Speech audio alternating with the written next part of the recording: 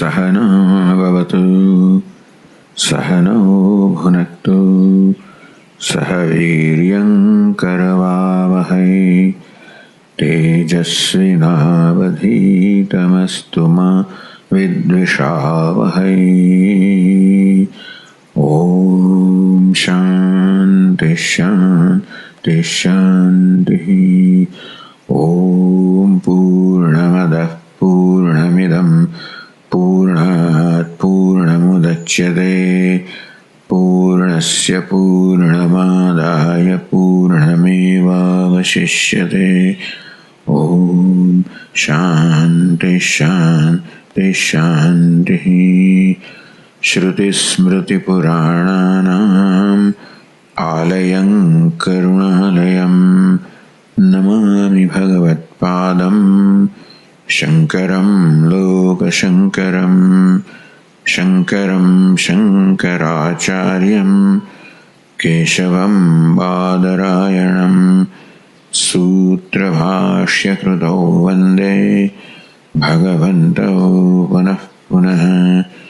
ईश्वरो गुरुरात्मेति मूर्तिभेदविभागिने व्योमवद्व्याप्तदेहाय दक्षिणामूर्तये नमः। तू एक माइक्रोफोन ले उधर, क्या ना बोलेगा। You take a microphone.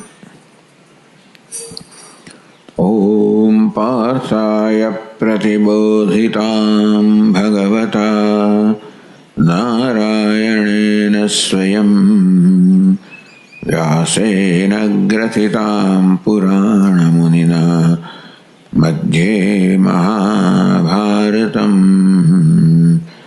अद्वैतामृतवर्षिणीं भगवतीम् अष्टादशाध्यायिनीम् Amb त्वामनुसन्दधामि भगवत् Gite भवद्वेषिणी।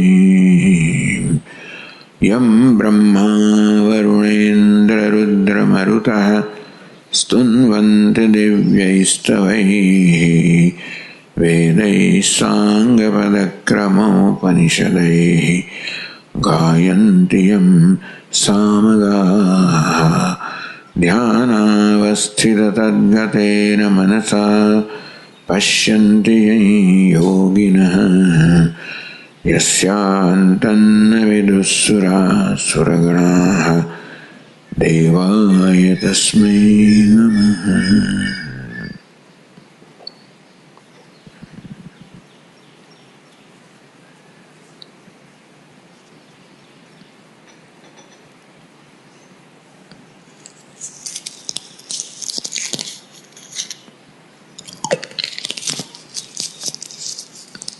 Let us recite the 19th verse.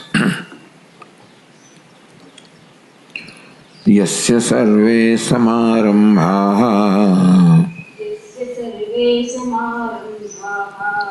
कामसङ्कल्पवर्जिताः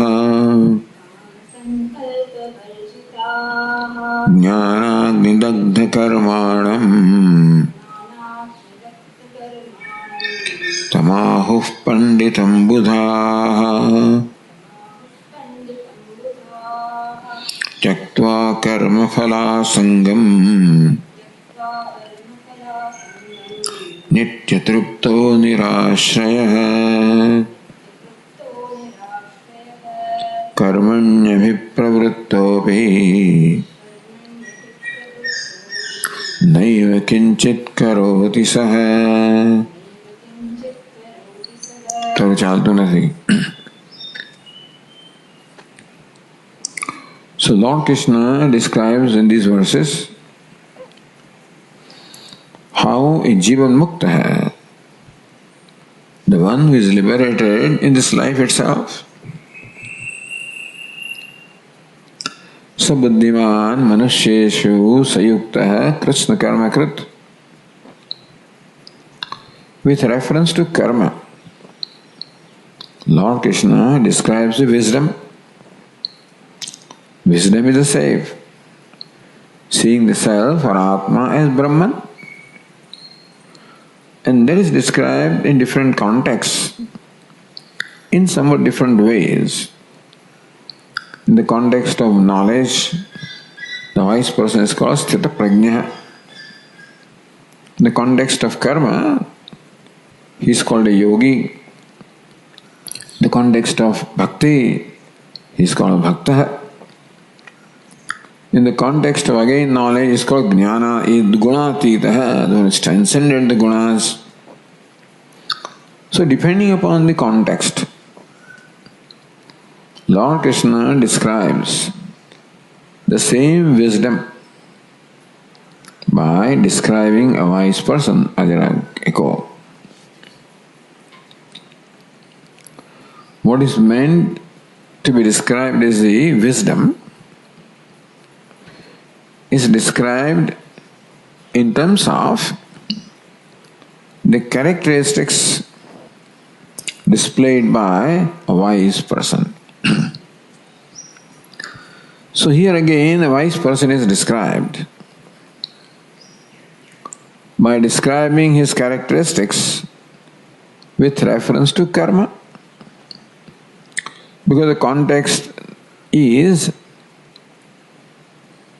now raise the volume, karmani karmayah pashet. Because Lord Krishna said to Arjuna, Kuru karmaiva tasmatvam. Here Arjuna, tasmatvam karma kuru eva. Purvaihi purvataram kritam. See that the earlier aspirants, people who desire moksha, also perform karma, which means that karma can very well be a means of moksha.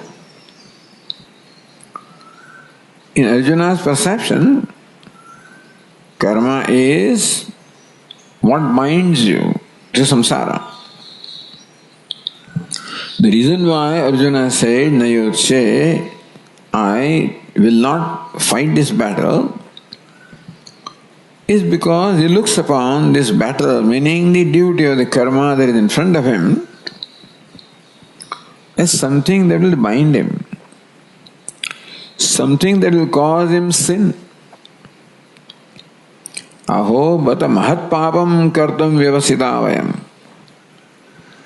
How sad it is that we are now ready to perform this great papa or the sin. That yad rajyasya khalobhena hantum svajanam udyataha. That as motivated by, prompted by, compelled by the love or the greed for rajya, the kingdom, sukha, the pleasures, svajanam hantum udyataha, that we are prepared even to kill our near and dear ones. Look at us. So he thinks that performing this battle is papa karma, is a sinful action. Tasmin karmani ghore maam niyojayasi keshava. O Lord, why do you engage me, direct me, command me to perform this terrible action which involves killing? It is true that if it is action of killing, it is a sinful action, no doubt about that. But whether an action is classified as punya or papa, as a virtue or vice, or inaction, actionlessness,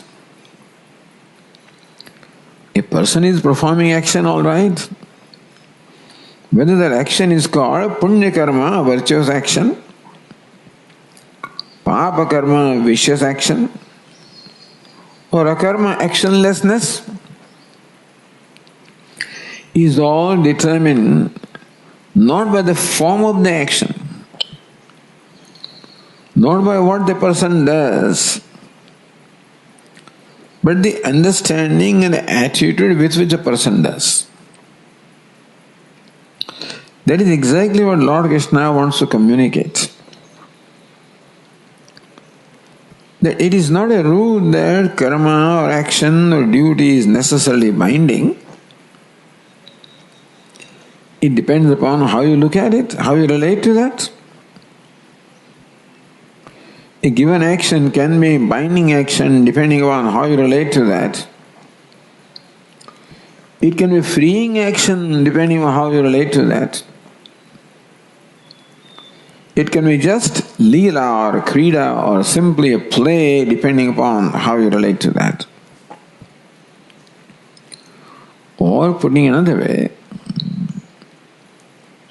how you perceive yourself. While performing an action, how do you perceive yourself? That determines if the action is punya karma, a virtuous action, papa karma, a vicious action, or akarma, actionless. Depends upon your perception of yourself. It is true that my perception of myself will also bring about a perception about karma. Perception about karma phala. So how I perceive karma phala, the result of action, how I perceive karma and action is very much determined by how I perceive myself. And when Arjuna perceives himself as a svajana, as a near one, near and dear one, as related to these people, then karma is classified in one way. When he looks upon himself as the one who is the instrument in the hands of Lord, who does not seek any personal benefit from this action, if that is how he perceives himself, then karma is classified in a different way. If he perceives himself as Brahman, which is who he is, then the karma is classified in a different way. So karma meaning action remaining the same as far as the akara, the form of action is concerned. It is how I perceive myself is what determines the effect that the karma produces. Because my perception of myself also determines my perception of karma. It also determines my perception of karma phala. If I look upon myself as a needy person,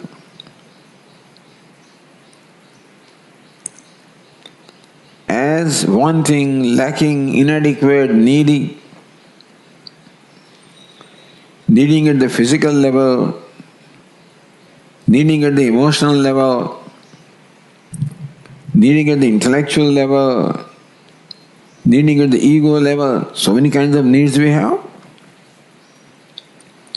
If I look upon myself as a needy person while performing an action, then action will naturally become or will be looked upon as a means of fulfilling my need.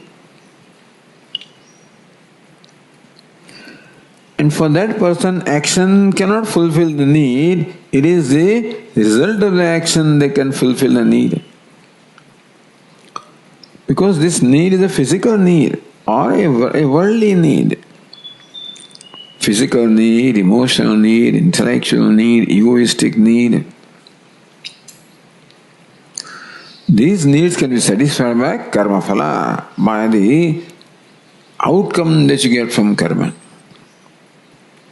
Whether outcome is physical comfort, emotional comfort, emotional gratification, intellectual gratification, ego gratification. If I am a seeker of gratification, and as a seeker of gratification I perform an action, then my relationship to action will be as the one who expects the karma to fulfill my need of gratification. So karma phala then is looked upon as the means of fulfilling my need for gratification. So karma phala means outcome of the karma, result of the karma. So when a needy person performs karma, outcome becomes very important. Because karma is only a means of producing outcome for that person. He wants gratification. Only a physical thing can give him gratification. They have a karma phala which is in a physical form, as an object, as a person, as a situation. That alone can satisfy the need for gratification. Therefore, karma phala becomes very important. His relationship to karma is something that is meant for producing karma phala. His relation to karma phala is that which is means of fulfilling my need of gratification. If this is so, then surely that karma will bind you. Because then I perform karma as a dependent person, as a needy person, as someone who looks upon karma as a means of fulfilling my need for gratification.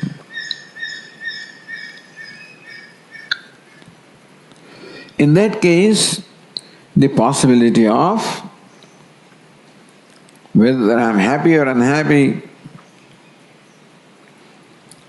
whether harsha or shoka, elation or depression is created as a result of karma phala, it will create. Yako.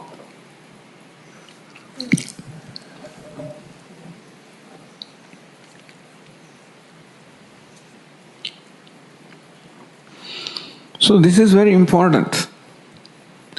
Who is the person performing the karma? And usually the person performing karma is a needy person. But that is how my perception of myself is, that I am a needy person. As long as I look upon myself through the medium of body, mind, sense organs, intellect, then I am a limited person. Body is limited, sense organs are limited, mind, intellect, everything is limited.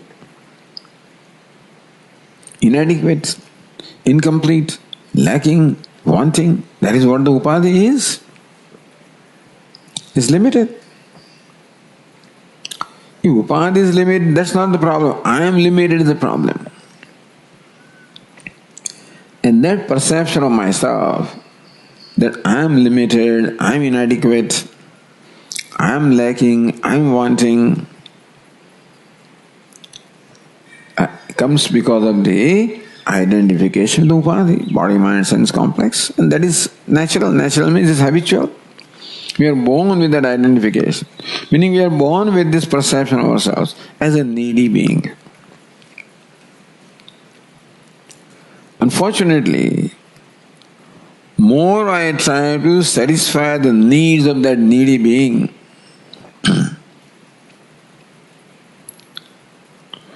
more the need becomes intense. That is the nature of that need. That need for gratification cannot be satisfied by providing gratification from a source outside of ourselves. Meaning that as long as I expect the objects and things and beings and accomplishments of the world, it can be objects of senses, objects of comfort, objects of emotional gratification, intellectual gratification. It may be some good company, it may be sightseeing, it may be exploring.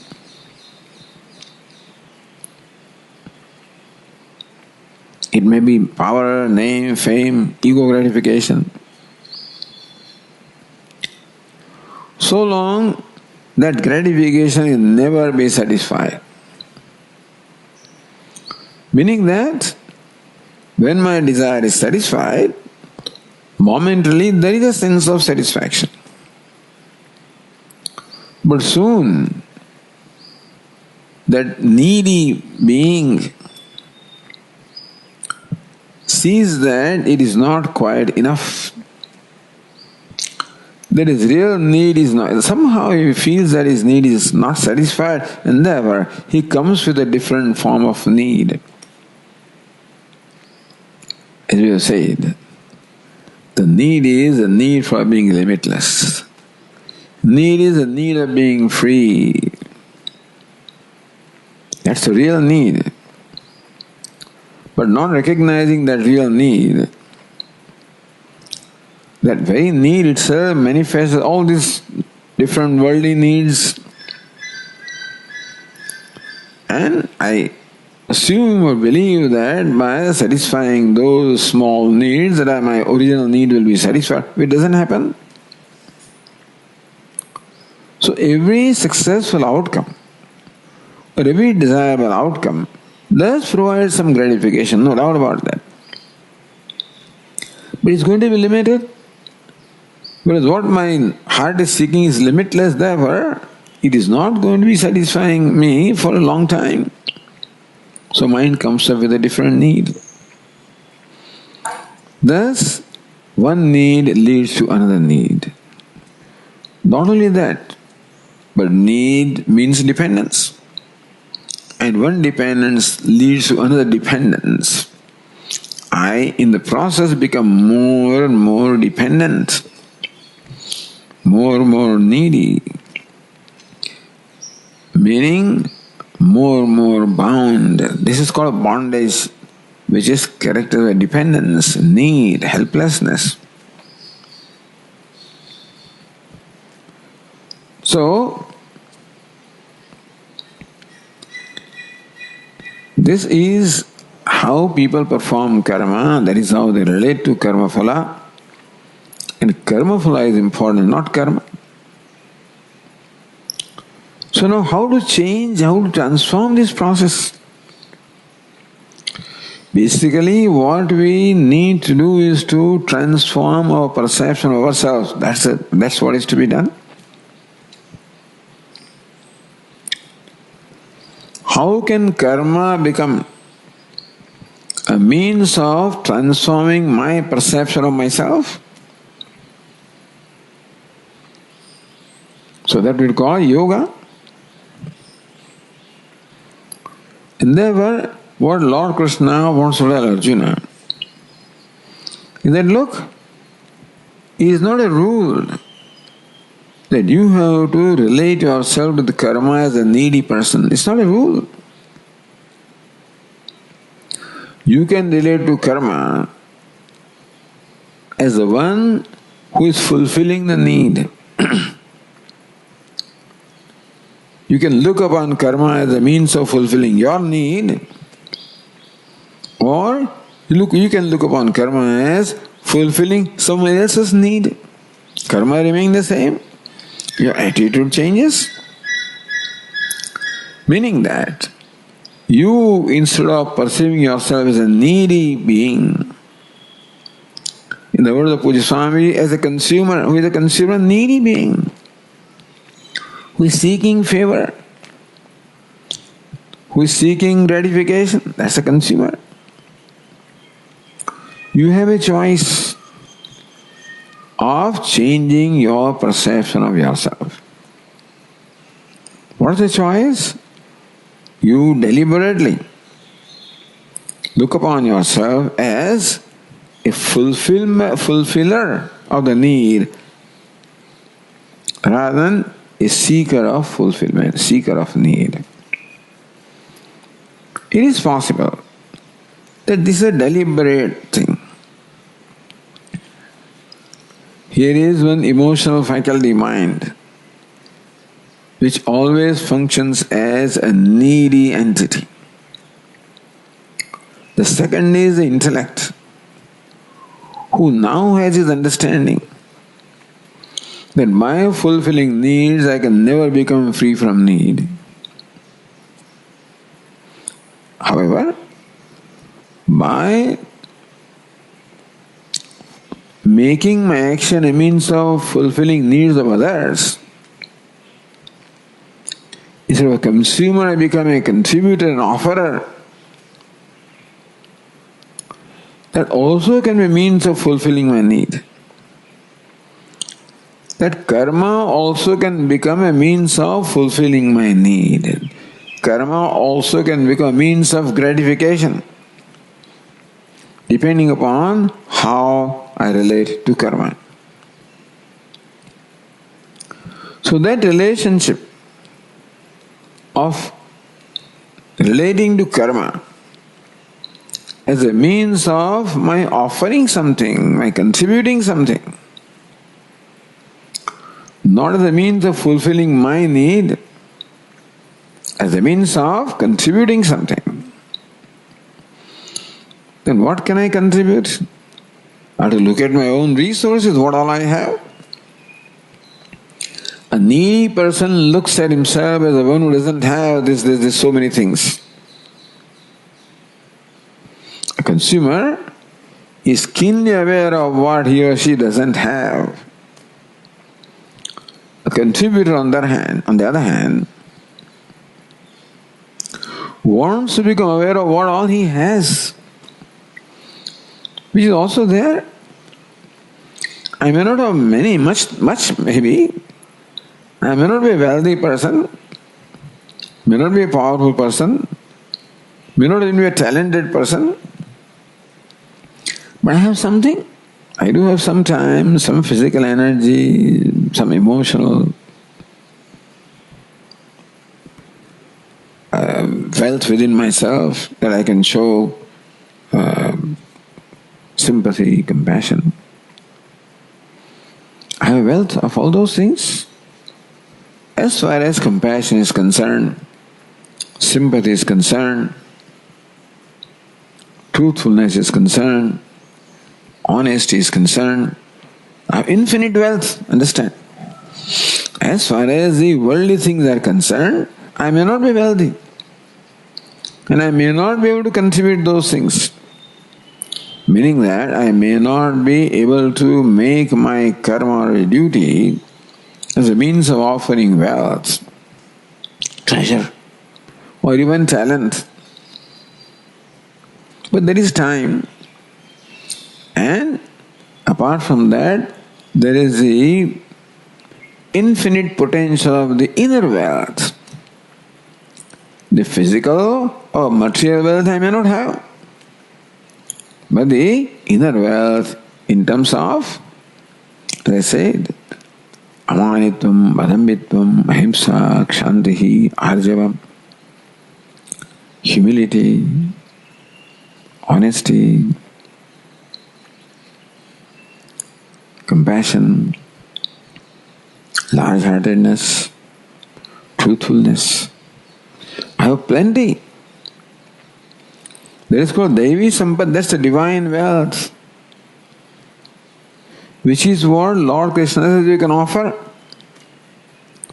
You can make every karma a means of offering this divine wealth. Invoke your compassion while doing anything. Invoke your compassion, invoke your honesty, invoke your truthfulness, invoke your simplicity. That way you're invoking your fullness, really. It is a fullness that is our nature, which alone manifests as love and compassion and kindness and generosity. So therefore, by invoking these values and attitudes, I am really invoking my fullness, inherent fullness or wholeness within me, which is what I want to be. I want to be whole and full and complete. That wholeness, fullness, completeness cannot be accomplished by any means. Nothing can give me that, because I already am. Therefore, I have to tap into my wholeness, fullness, and action karma because the means of tapping into that. That's every karma, every interaction. Karma means any interaction. I'm talking to you right now is also karma. You listening to me also is a karma, really.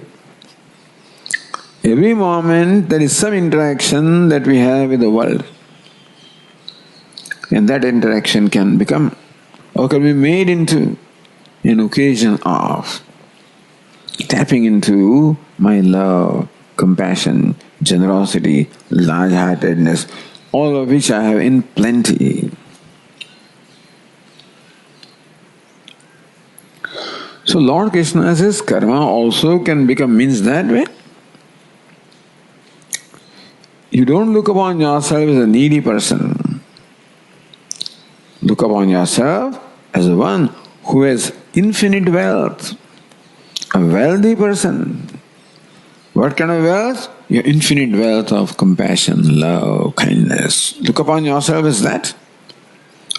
Meaning that while performing any action, any interaction, act as a kind person, compassionate person, sympathetic person, large-hearted person, forgiving person, accommodating person.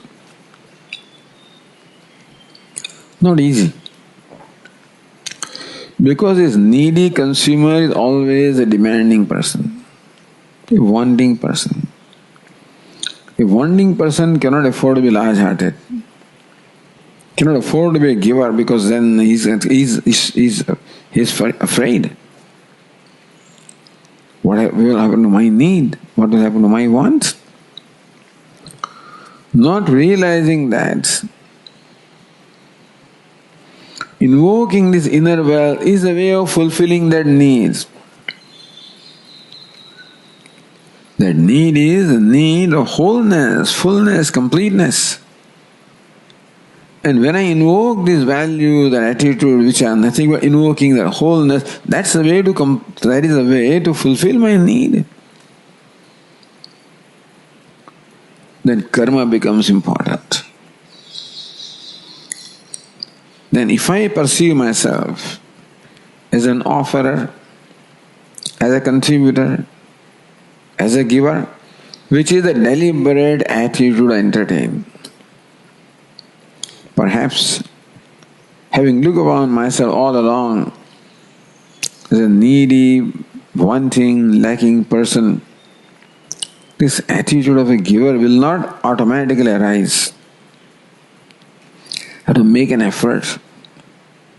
My mind may resist, but that is where I have to exercise self-control, self-effort, self-motivation.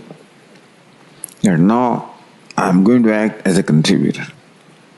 My mind resists. Mind says, why should I do? What is in it for me? I say, well, this action is not meant for something for you, it is meant for being an opportunity for you to fulfill someone else's need.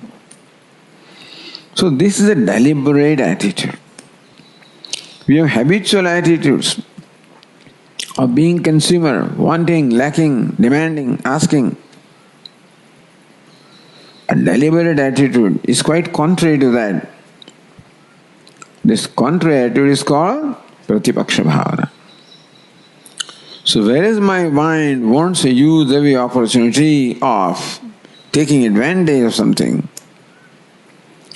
I deliberately try to convert every action, every interaction as an opportunity to contribute. That's what Lord Krishna wants to teach Arjuna. Arjuna, change your perception of yourself. Then karma will become a punya karma.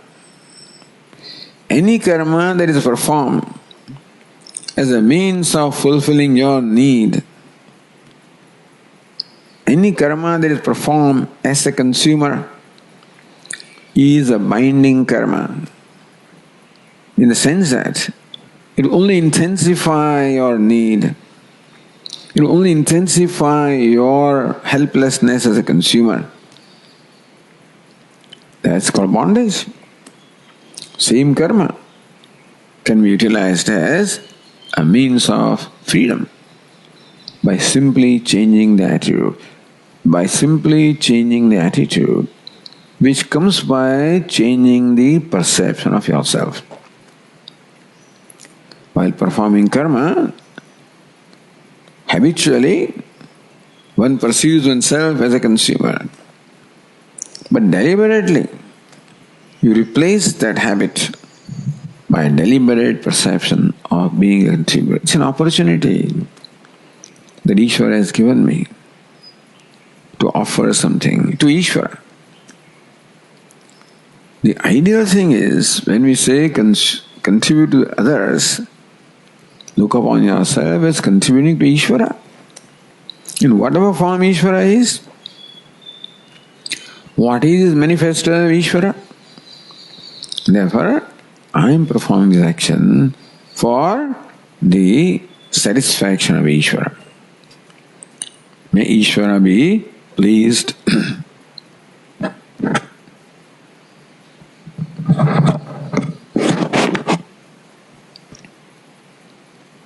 All of this has already come anyway. This is what Lord Krishna meant by saying that Kuru karma eva tasmatvam. Hey Arjuna, aspirants in the past have performed karma as a means of freedom.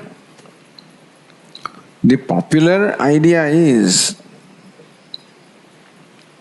that karma binds, karmana badhyate jantuhu. A jantu, a jivatma is bound by karma. That is a common notion. And that is true also. If the karma is performed as a consumer. But same karma also can become a means of freedom. If performed as a yogi, as a one who invokes the very best in himself or herself and creates that, makes that as an opportunity for his contribution. Not out of pride, out of humility. That I am thankful that this opportunity is given to me. Karma is an opportunity for me to make a contribution. So Karma Yogi is an humble person. He is a bhakta, a devotee of Ishvara, because he looks upon everything he has created by Ishvara. So karma also is an opportunity given to him by Ishvara to make a contribution. Kuru karma eva tasmatvam. The Arjuna, may you perform the karma. And this attitude of being contributor, of being a yogi, of being a bhakta, which will mature into being a nimitta or merely an instrument in the hand of the Lord, will ultimately result into the true perception of yourself that you are actionless. So the usual perception of myself is, I am a needy, lacking, wanting being, a consumer. A deliberate perception is that I want to be a contributor, a giver of the sympathy, compassion, the goodness that I have, which will culminate into a spontaneous perception that I am actionless, I am Brahman. And so this is the description of one where the Karma Yoga has culminated into this perception that I am Brahman, I am limitless, I am complete, I am whole. So these verses are a description of a person who enjoys this perception of himself. And this is a spontaneous perception. looking upon myself deliberately as a contributor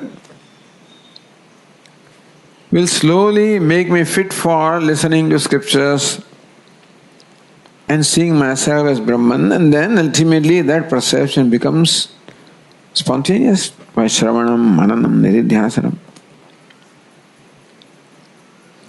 So one who spontaneously sees himself as free, sa buddhiman manusheshu sayukta krishna karma krit.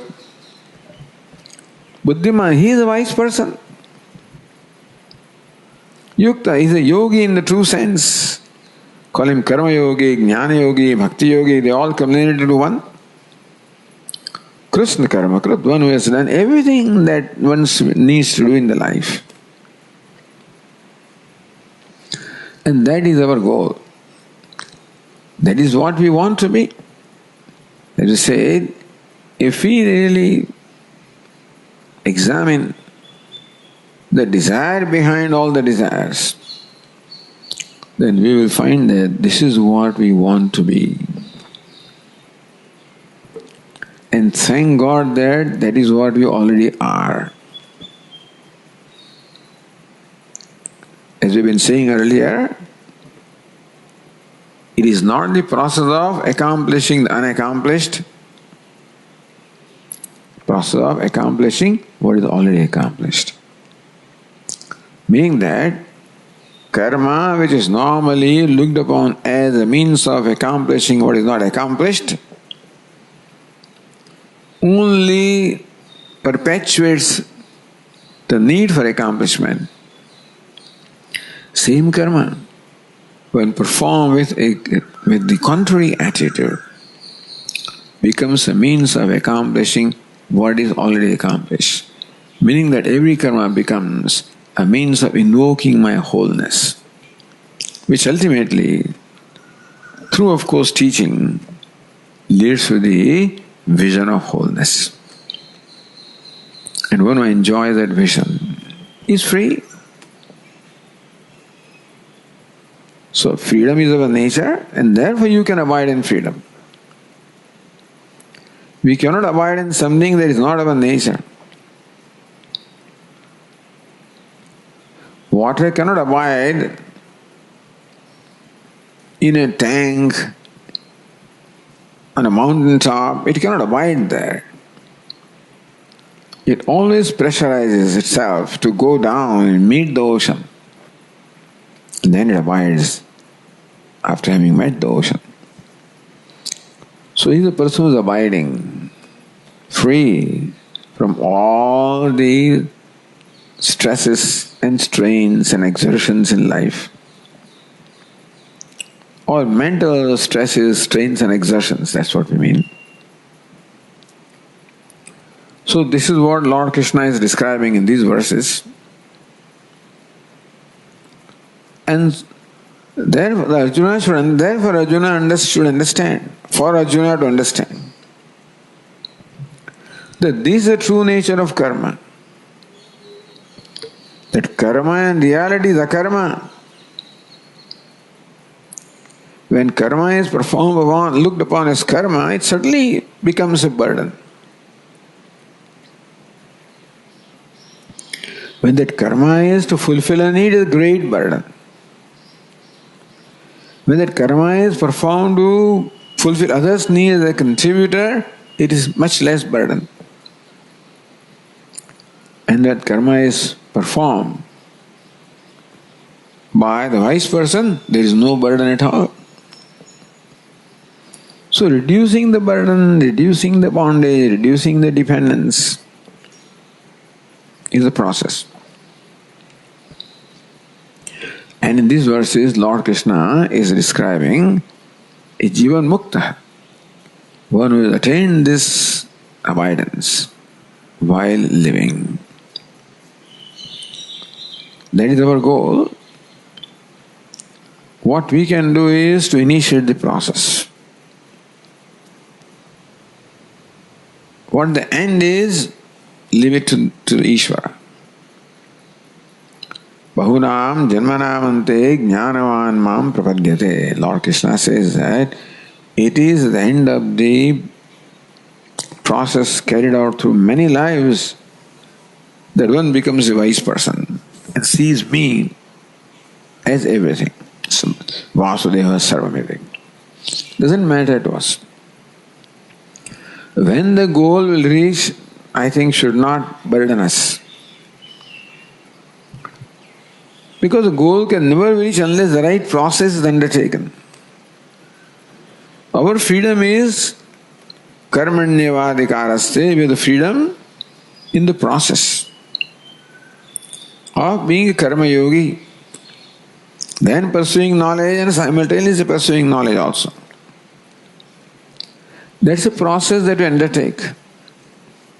Right values, right attitude, that's the process that we can control. And that's what and then fortunately that process itself is gratifying. That whole process itself gives me self-satisfaction. Thus we realize that satisfaction doesn't lie outside of myself. It is my very self, it is tapped from myself. In the beginning I tapped the satisfaction from myself. Ultimately, I see the satisfaction as myself. So this process of yoga is tapping the satisfaction from myself, meaning that experiencing satisfaction at every step. Therefore it's a fulfilling process. Therefore when the end will come is not important because the process itself is also enjoyable. Karmanya vipravrittovi naiva kinchit karoti sa. In the verse 28, Lord Krishna said that a wise person who has this vision about himself or herself, karmanya vipravrittovi karmani avitaha pravrittaha. He is engaged in action, fully engaged in action. Meaning that when that person performs action, he devotes his total self to the action. Because there is no agenda. His attention is not distracted by what the outcome will be. His attention is not distracted by the consideration of personal reward. His attention only is in what he is doing because the doing itself generates satisfaction. Therefore, karmani avipravrittovi is fully engaged. Even a karma yogi also is fully engaged in action. Mindfully engaged in action. Meaning that to the extent that we have the attitude of yoga, to that extent our engagement with karma becomes more and more real, more and more mindful, and more a means of giving myself in, offering myself. Naiva kinchit karoti saha. He, in reality, from his own standpoint, does not do anything. Understand, karma yogi does have kartrutva. A samsari has kartrutva which is rajasic or tamasic kartrutva. Binding, burdensome, stressful.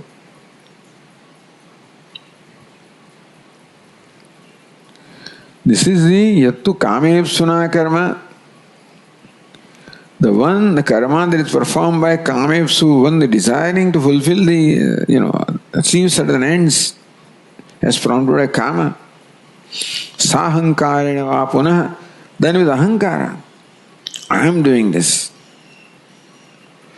That karma is going to produce all kinds of stresses and strains.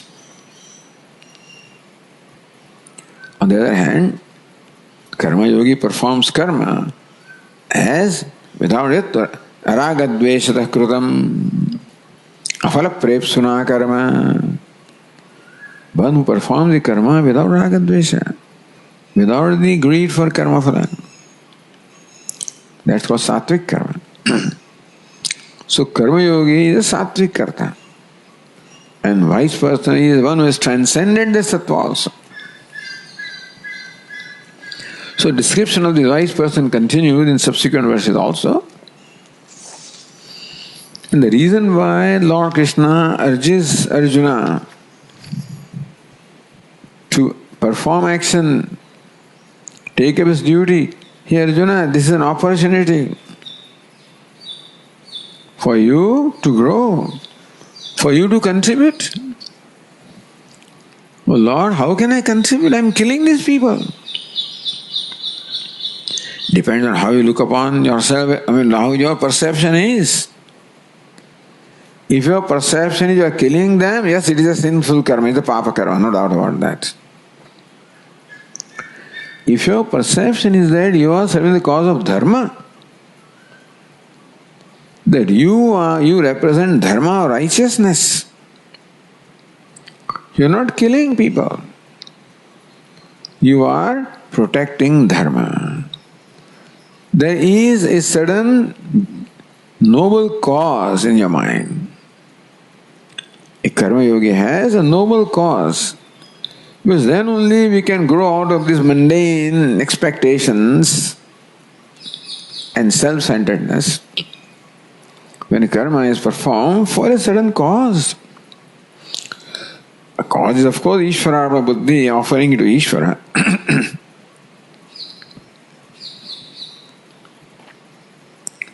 But in case of Arjuna, that offering to Ishvara is done by way of protecting dharma, serving the cause of dharma. Because dharma or righteousness that maintains an order in the society. When there is order in the society, then everybody knows what their place is, what their role is, what their duty is. Then there is no conflict, no competition, not pulling each other's legs. There is cooperation. In dharma, there is cooperation. Meaning that if this matter is looked upon as an opportunity to serve the cause of dharma, it is serving the cause of the whole society. It is imparting happiness to society. And Ishvara in that form, if that is how I look upon this karma, you said the other day, these laborers breaking the rocks. What for are you breaking the rocks? Well, because it's a means of livelihood. That's why I'm doing it. Why are you breaking the rocks? Well, because that is my duty. Why are you breaking rocks? Because I'm building temple. Karma being the same, what's the perception can be different? So Arjuna, Lord Krishna wants Arjuna to look at himself in a different perspective. When Arjuna looks upon himself as a killer of this person, definitely papa, it's a papa karma. Looks upon himself as a one who is serving the cause of dharma, it no more remains papa karma. It's not the karma that is called papa or punya. It is the attitude with which a karma is done that is called papa or punya. So ideally, yasya naham krato bhava buddhi yasya nilipyate hatvapi saiman lokan nahanti na nibadhyate. A very extremely noble vision of a wise person who is being described here. Yasya naham krato bhava. One doesn't have the ahankara that I am so and so, that I am performing the action. Buddhi yasya nilipyate, who has no personal agenda in performing this action. It is performed by Ishvara. A karma yogi looks upon himself as nimitta or instrument in the hands of Ishvara. But a wise person knows that it is in my presence that the karma is done. Hatva visaiman lokan nahanti na nibadhyate. Even though outwardly killing all these people, he neither kills them, na nibadhyate, is not bound by punya or papa. That's a very that vision is a great vision, lofty vision. For a karma yogi, the vision is that I am an instrument in the hands of the Lord. I am fulfilling the wishes of the Lord for the cause of the Lord. But that karma yogi ultimately, through knowledge, transcends into person who knows, who sees, I am not doing anything. Everything is done in my presence. In that case, however terrible the karma is, heinous the action is, like killing people, he sees, I am not doing it, and therefore it does not create any effect for him or for him. So, with this goal in mind, this is all told to Arjuna, not because Arjuna is like this. This is being told to Arjuna to give Arjuna a role model. That this is how you will be. Karmana samsiddhim asthitaha janakadaya. Janaka and others also attained this vision, attained this state of freedom through karma. Kuru karma eva tasmat. Therefore, you also perform karma because karma can very well become the means of moksha. The one who has attained that moksha, he is being described here. So Arjuna, a karma yogi, can imitate that, can try to imbibe those values in himself. So let us read the next verse, verse number 21, where this wise person is described. Now, the point is, what a wise person does is not determined by himself or herself. What you and I do is determined by ourselves. Sort of. Because we have that free will. And because of free will, we interfere in the process of Ishvara. But the wise person is free from the need of exercising free will. Therefore, he does not interfere in the process of Ishvara. He totally becomes an instrument in the hands of Ishvara. For Karma Yogi, becoming an instrument is a value or attitude. For a wise person, it's a reality. Therefore, it is not that person who decides what to do or what not to do. Then what decides? What decides what a wise person does? It is prarabdha, his destiny. Or you can say Ishvara decides for him what he does or does not do. You can call it prarabdha. The karma that he has to exhaust now, because he is already liberated, does not need to do anything for himself. So his whole existence is meant as an offering. But what's the form of that offering? That offering may be in the form of, as you say, karmanyavi pravrittopi, in the form of lots of karma, dedicated karma. Or it can very well be in the form of a recluse, one who does not do anything. There's a whole range of entities who are all wise, but outwardly their behavior is quite different from each other. So earlier verse described a wise person who is very active. That's what his destiny, I guess, demands from him. Meaning he has surrendered himself to destiny.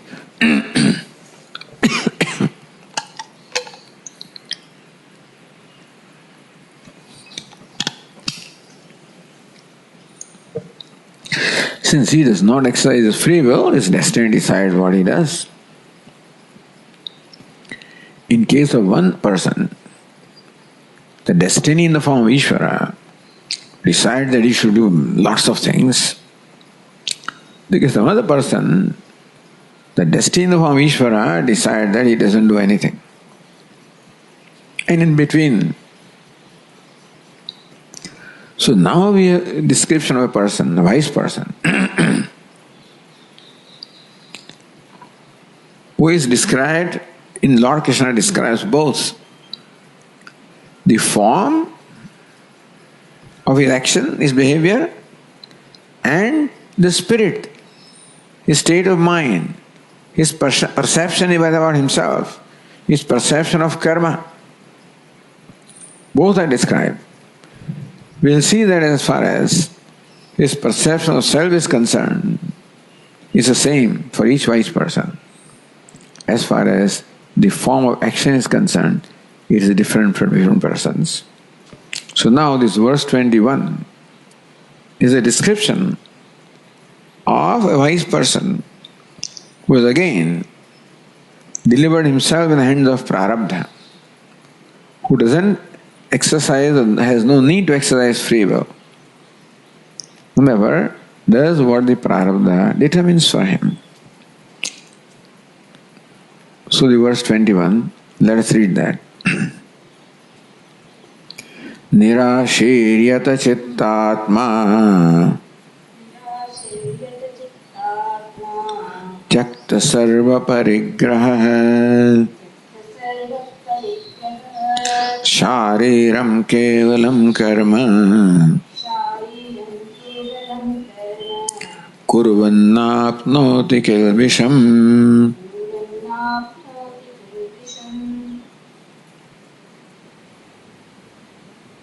So here, this wise person is said to describe as Shariram kevalam karma kurvan.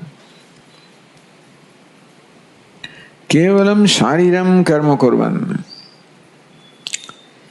What he does, karma, his activities are merely for shariram, sustaining his body. That's all he does. Nothing more. Only activity performed during the day is that which is required for sustaining his body, shariram. That also is determined by his prarabdha. That his sharira or the body should be sustained. Because that body is a product of the past karma. And the body has to be sustained or will be sustained, will continue to survive as long as the effect of the past karma is. You must have heard these examples of a potter's wheel. When a potter turns his wheel and forms a vessel like a pot, then when the vessel is formed, he removes that vessel from the wheel. But the wheel continues to turn because of the momentum. Meaning that the potter is not turning the wheel. The wheel is turning by itself. By what? By the momentum that has been acquired from the force applied earlier. So wheel will stop when that momentum gets exhausted in course of time. Similarly, the prarabdha karma for a wise person also is like that means, like that momentum, like a wheel. His body also is set into motion by his own prarabdha karma. The result of the karma, residual karma is brought with him. And that's what sets his body into motion, into action, or into lack of action. And so, the sharira is sustained by prarabdha really. Prarabdham pushyati vapuhu. As far as the wise person is concerned, his vapu, his body also is sustained by prarabdha. There is no deliberate effort on the part of the wise person even to sustain his body, theoretically. But it may appear to us that he is doing what is necessary to sustain the body. When I move back, that's what happens. So I have to maintain that distance also. So wise person appears to be doing something to sustain his body. What is it? That is it. He goes for bhiksha, for example, for begging the alms, which is permitted to do. And perhaps taking bath and stuff like that, maintaining the body. Other than that, he doesn't do anything. So this fellow would be considered as a sinner in the eyes of the Mimamsakas. He's not doing anything. He's not performing his duty. He's not contributing anything. According to Mimamsakas, and rightfully so, Vedas, a person is supposed to contribute as long as the person is alive. Yavat jivam agnihotram juhoti. As long as a person is alive, so long he should perform agnihotra, which is a yaga, which stands for all the obligatory duties, meaning that as long as a person is alive, he should perform all the duties that he is obligated to do. Now this concept of duty has been discussed number of times in the past, where Vedas look upon us as consumers and the whole world and the nature as contributors. So we are the beneficiaries of the contribution made by the rest of the world, including devatas and rishis and pitrus and everything. We are consumers, and therefore we should contribute. Meaning the idea of contribution is already built into the idea of duty. And therefore Veda says that you must perform your duty as long as you are alive, because as long as you are alive, you are consuming from the resources of nature. You are breathing air, you are drinking water, you are eating food, you are walking on the earth, you are occupying space. Meaning that even just to live also, you are consuming the resources of nature. And therefore, you should contribute as long as you are alive. So in context of that, this verse is being said. We'll take a break and continue after the coffee break. Om.